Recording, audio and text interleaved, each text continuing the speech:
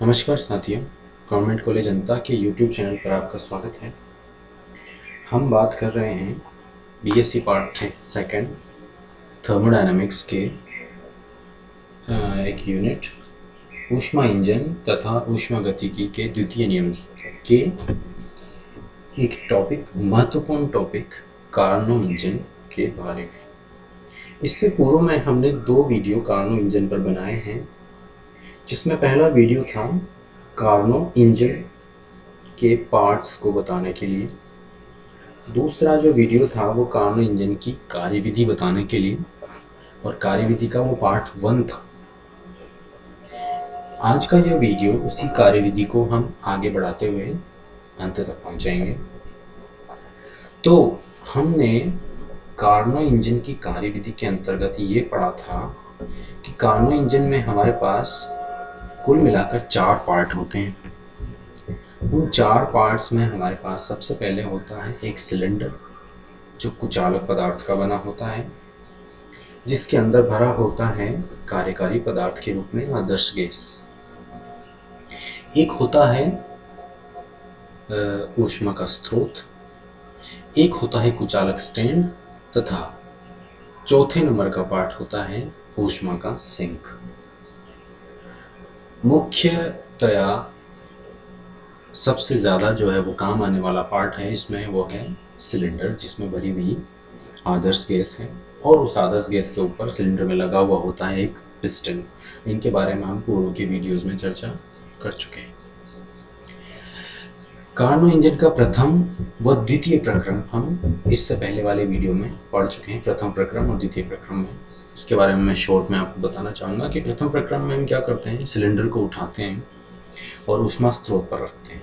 ऊष्मा स्रोत पर रखते हैं जिससे सिलेंडर के अंदर भरे हुए कार्यकारी पदार्थ का तापमान ऊष्मा स्रोत के ताप T1 के बराबर हो जाता है। तत्पश्चात जैसे जैसे कार्यकारी पदार्थ ऊष्मा ग्रहण करता है, वैसे वैसे कार्यकारी पदार्थ या आदर्श गैस का प्रसार होने लगता है, और हमें ये A से B तक ग्राफ प्राप्त होता है। इस A से B तक वाले जो ग्राफ में है उसमें तापमान एक समान बना रहता है, क्योंकि जितना वहाँ पर ऊष्मा ग्रहण की जाती है उस ऊष्मा के बराबर, ग्रहण की गई ऊष्मा के बराबर कार्य पिस्टन द्वारा ऊपर खिसक कर उसे कंपेंसेट कर दिया जाता है। इसका अर्थ है कि जितनी ऊष्मा ग्रहण की गई है उतना ही कार्य पिस्टन के द्वारा कर लिया गया है, जिसके कारण क्या होता है, आदर्श गैस, जो भरी हुई आदर्श गैस है सिलेंडर में, उसका ताप नहीं बढ़ता। यदि पिस्टन ऊपर नहीं खिसकता तो कार्यकारी पदार्थ का ताप बढ़ जाता है, परंतु ऐसा नहीं हो रहा।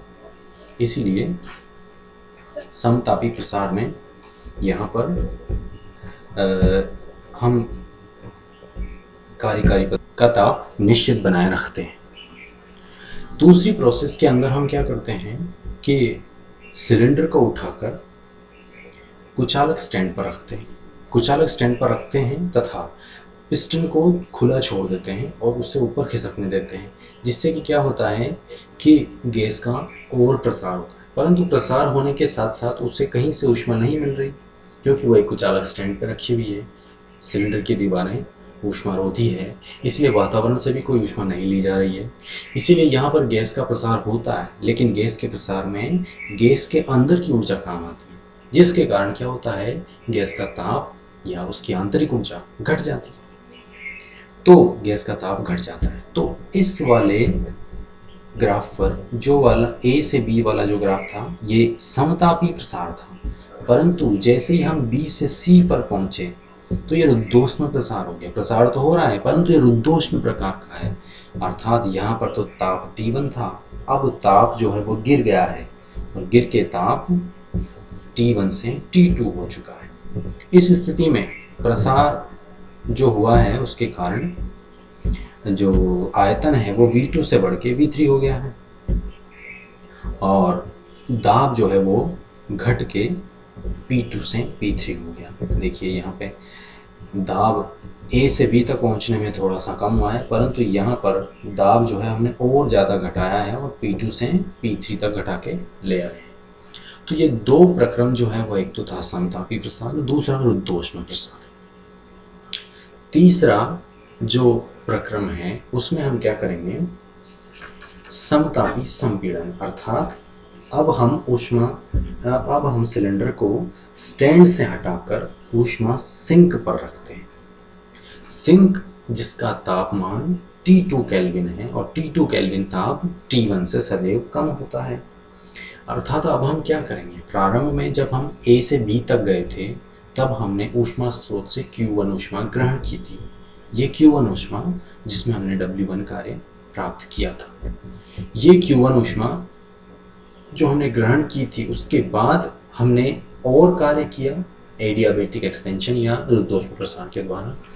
अब हमने जितनी ऊष्मा इसमें से ली है उस संपूर्ण ऊष्मा को तो कार्य में बदल नहीं सकते, उसका कुछ भाग हमें समतापी संपीड़न के द्वारा सिंक को देना पड़ेगा। तो वही प्रक्रिया हम यहाँ पर अपनाते हैं कि उस ऊष्मा का एक भाग हम सिंक को प्रदान करते हैं। तो क्या करते हैं, सिलेंडर को स्टैंड से हटाकर ऊष्मा सिंक पर रखते हैं तथा पिस्टन को धीरे धीरे इस प्रकार संपीड़ित करते हैं कि गैस के ताप में कोई परिवर्तन न आए। देखिए ताप में परिवर्तन क्यों नहीं आएगा, जैसे जैसे हम सिलेंडर के ऊपर पिस्टन को धीरे धीरे दबाएंगे तो सिलेंडर के अंदर भरे हुए कार्यकारी पदार्थ के अंदर की ऊष्मा धीरे धीरे सिंक की तरफ प्रवाहित होने लगेगी। इससे क्या होगा कि जितना प्रेशर हम ऊपर से दे रहे हैं, जितना कार्य हम ऊपर से दे रहे हैं, उसी अनुरूप उतनी ही ऊर्जा सिंक को ट्रांसफर हो जाएगी, जिसके कारण क्या होगा, गैस की आंतरिक ऊर्जा में, कार्यकारी पदार्थ की आंतरिक ऊर्जा में कोई परिवर्तन नहीं होगा और गैस का ताप जो है वो एक समान बना रहेगा। इसीलिए हम C से D तक पहुंचने पर इस प्रक्रम को समतापी संपीड़न कहते हैं। अर्थात हम संपीड़न तो कर रहे हैं परंतु ये समतापी प्रकार का संपीड़न है, अर्थात इसमें किसी भी प्रकार के ताप में किसी भी प्रकार का कोई परिवर्तन नहीं हुआ। अब यह संपीड़न T2 केल्विन ताप पर तब तक किया जाता है जब तक कि गैस का दाब जो है वो P3 से P4 ना हो जाए। थोड़ा सा घट जाएगा क्योंकि हमने उसे संपीड़ित किया है और संपीड़ित करने के कारण आयतन भी V3 से घट के V4 हो जाएगा। आयतन जो कि हमने संपीड़ित किया है गैस को, तो आयतन घट के V3 से V4 हो जाएगा, दाब घट के P3 से P4 हो जाएगा। हालांकि दाब में कमी कम होगी लेकिन आयतन में अत्यधिक परिवर्तन आ जाएगा। ऊष्मा का मान जो कि सिंक को ट्रांसफर हुआ है, इसका मान एग्जैक्टली उस कार्य के बराबर है जो हमने पिस्टन को दबाकर किया है। अर्थात जितना हम पिस्टन को दबाएंगे, दबाने में जितना कार्य होगा उसी अनुरूप उसी मात्रा में ऊष्मा सिंक को ट्रांसफर हो जाएगी। अर्थात हम यहाँ पर कार्य की गणना कर सकते हैं कि W3 यदि हमने कार्य किया है पिस्टन को दबाने में तो उसी अनुरूप उतनी ही ऊर्जा Q3 का मान जो है सिंक को ट्रांसफर हो जाएगा और इसका मान हम आराम से निकाल सकते हैं। CDGEC एरिया या इस क्षेत्रफल की गणना करते हुए इस क्षेत्रफल का मान हमें प्राप्त होगा RT2 ln V4/V3, जहाँ V4 है गैस का आयतन D बिंदु पर और V3 है गैस का आयतन C बिंदु पर। तो ये कार्य हमें प्राप्त हो गया RT2 ln V4/V3। इसे बेसिक लॉग 10 में अगर हम चेंज करें तो W3 का मान हो जाएगा 2.303 RT2 log 10 V4/V3। अब हम संपीड़ित करके गैस को D बिंदु तक ले आए, कार्यकारी पदार्थ को D बिंदु तक ले आए हैं जहां पर तापमान है T2, दाब है P4 और आयतन है V4। अब हमें ये चक्र पूरा करके D से वापस A बिंदु पर पहुंचना है। A बिंदु पर पहुंचने के लिए ताप का मान T2 से वापस T1 करना पड़ेगा क्योंकि पूर्व स्थिति तो अभी प्राप्त होगी। साथ ही P4 को भी P1 करना पड़ेगा और V4 को भी V1 करना पड़ेगा, अर्थात हमें D से वापस से A पर पहुंचना है। इसके लिए हमें ये वाला ग्राफ जो है वह तय करना पड़ेगा, और इस वाले ग्राफ में हमें जो तापमान है उसको बढ़ाना है, क्योंकि यहाँ पर T2 तापमान जो है वो कम है। अब तापमान जो है वो बढ़ाना पड़ेगा। बढ़ाना कब पॉसिबल है? जब हम गैस को संपीड़ित करेंगे। परंतु यदि संपीड़ित करेंगे तो ऊर्जा जो है वो ट्रांसफ़र होगी कहीं। यदि हम रोक दें, ऊर्जा को ट्रांसफ़र ना होने दें, कार्यकारी पदार्थ के अंदर जो ऊष्मा अभी मौजूद है उस ऊष्मा को यदि कहीं पर ट्रांसफ़र ना होने दें, तो जैसे ही हम पिस्टन पर कार्य करेंगे वो कार्य ऊष्मा के रूप में उस आदर्श गैस की आंतरिक ऊर्जा या आंतरिक ऊष्मा के रूप में उसी में रह जाएगा, भर जाएगा। इसके कारण क्या होगा? उस कार्यकारी पदार्थ का ताप बढ़ जाएगा, और ताप हम तब तक बढ़ाएंगे जब तक कि वो T2 से बढ़ के T1 ना हो जाए। इस स्थिति में हमें क्या करना पड़ेगा? गैस को संपीड़ित करना पड़ेगा, और संपीड़ित भी इस प्रकार से करें कि ऊष्मा का ट्रांसफर कहीं ना। ऊष्मा का ट्रांसफर कहीं नहीं होने का अर्थ क्या है? ये संपीड़न रुद्धोष्म प्रकार का होना चाहिए, अर्थात हम कार्य तो करेंगे लेकिन ऊष्मा का ट्रांसफर कहीं नहीं होना चाहिए। तभी जाके क्या होगा? तापमान बढ़ेगा। अर्थात हम सिलेंडर को उठा के वापस से कुचालक स्टैंड पर रखेंगे। तो अब हम सिलेंडर को जो कि सिंक पे रखा हुआ था उसको हटाकर कुचालक स्टैंड पे रखते हैं और पिस्टन को धीरे धीरे दबाते हैं, जिसके कारण क्या होगा? गैस का संपीड़न होगा। गैस का संपीड़न तो होगा, परंतु गैस से ऊष्मा का ट्रांसफर, ऊष्मा का स्थानांतरण नहीं होगा।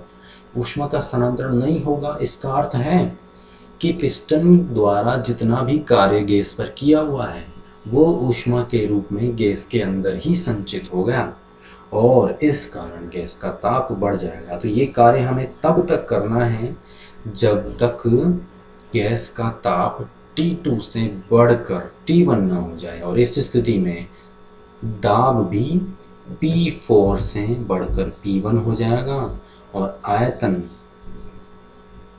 V4 से घटकर V1 हो जाएगा। अर्थात अब हम वापस से अपनी पूर्व स्थिति पे आ गए जहाँ पर दाब P1 है, आयतन V1 है और ताप जो है वो T1 है। तो ये पूर्व स्थिति हमें यहाँ पर प्राप्त हो जाएगी और ये पूरा चक्र हो जाएगा। इस स्थिति में हमने पिस्टन पर जो कार्य किया वो हो जाएगा W4, जो कि होगा D एरिया ऑफ DAHG। इस क्षेत्रफल को जब हम निकाल लेंगे तो हमें प्राप्त हो जाएगा, चूंकि ये रुद्धोष्म प्रक्रम है, एक रुद्धोष्म संपीड़न है, तो एरिया हमें प्राप्त होगा R/1 minus gamma T1 minus T2, जहाँ गामा है विशिष्ट ऊष्माओं का अनुपात। तो अब हम 4 प्रक्रियाओं से होते हुए पूर्व स्थिति में आ चुके हैं। पहला है समतापी प्रसार, दूसरा रुद्धोष्म प्रसार, तीसरा समतापी संपीड़न और चौथा और अंतिम रुद्धोष्म संपीड़न। तो पहले हमने ऊष्मा स्रोत से Q1 ऊष्मा ग्रहण की, तत्पश्चात हमने प्रसार किया, तत्पश्चात हमने कुछ मात्रा में ऊष्मा तृतीय प्रक्रम में सिंक को स्थानांतरित की और फिर संपीड़न किया, तो हम पूर्व स्थिति में आ गए। इस स्थिति में जितना भी कार्य हमने किया और प्राप्त हुआ उन सभी का टोटल अगर हम करें तो वो हो जाएगा W1 plus W2 plus W3 plus W4। समस्त कार्यों को अगर हम जोड़ें तो हमें कुल कार्य प्राप्त होगा W बराबर W1 plus W2 plus W3 plus W4, और जब हम इनका टोटल करेंगे तो हमें प्राप्त होगा 2.303 RT1 minus T2 log V2/V1। ये धनात्मक कार्य है, अर्थात इस इंजन के 4 प्रक्रमों द्वारा हमें कुछ न कुछ मात्रा में कार्य तो अवश्य प्राप्त होगा। तो एक कार्नोट चक्र में किया गया नेट कार्य इस समीकरण द्वारा प्रदर्शित किया गया है। 4 प्रक्रमों द्वारा जो कार्नोट चक्र हमने ऊपर पढ़ा है उसके द्वारा किया गया नेट कार्य है 2.303 RT1 minus T2 log V2/V1। इस प्रकार कार्नो इंजन की यह क्रियाविधि वाला पार्ट जो है समाप्त होता है। इसके पश्चात हम कार्नो इंजन की दक्षता के बारे में बात करेंगे।